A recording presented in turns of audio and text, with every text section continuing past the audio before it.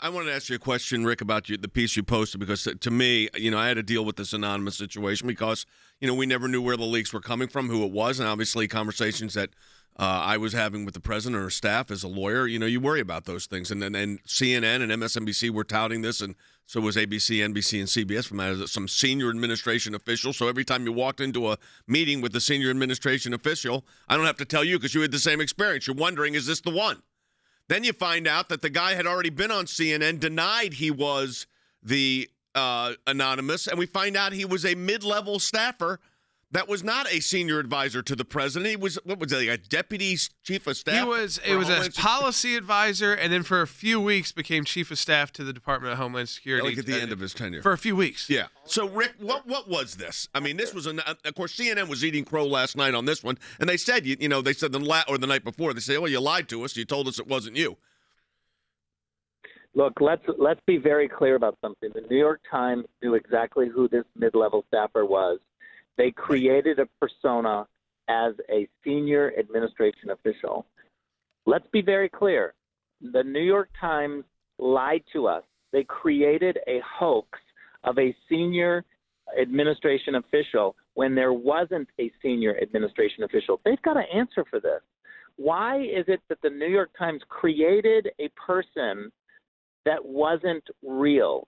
They pretended like this was the inner circle. This person didn't even work at the White House. This is the biggest joke. I actually think that the people who bought the book should sue the publisher because they bought a book claiming to be a senior administration official, an insider that would be able to give them inside stuff. Right. And that whole book was a joke. Well, it was an outsider's perspective, not an insider's perspective. So I know you've been in this situation. I've been in this situation. You're sitting in these meetings with the President of the United States with really senior administration officials, and you're wondering,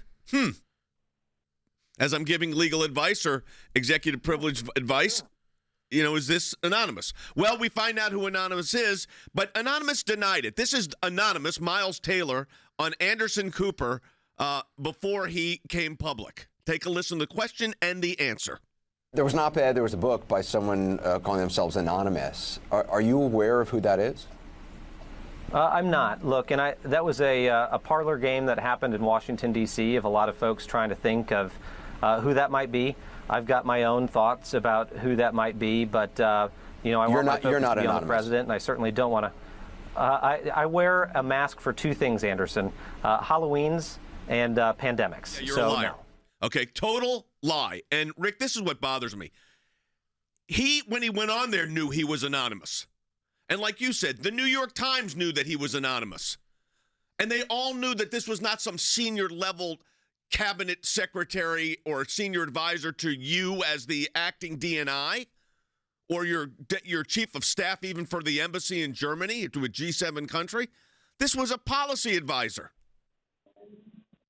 It's truly, truly outrageous. But Jay, look, this is the problem of Washington, D.C. They've got their own rules where they can create somebody as a senior administration official, and they think they can get away with it. They think that they can put one over on the American people because they think we're stupid. So this is one of the things that I've been pounding in messaging is we don't have a fight between Republicans and Democrats anymore. We have a fight between Washington, D.C. insiders and the rest of us on the outside. The rules of Washington are ruining America, and we have to start sending people to Washington that are outsiders.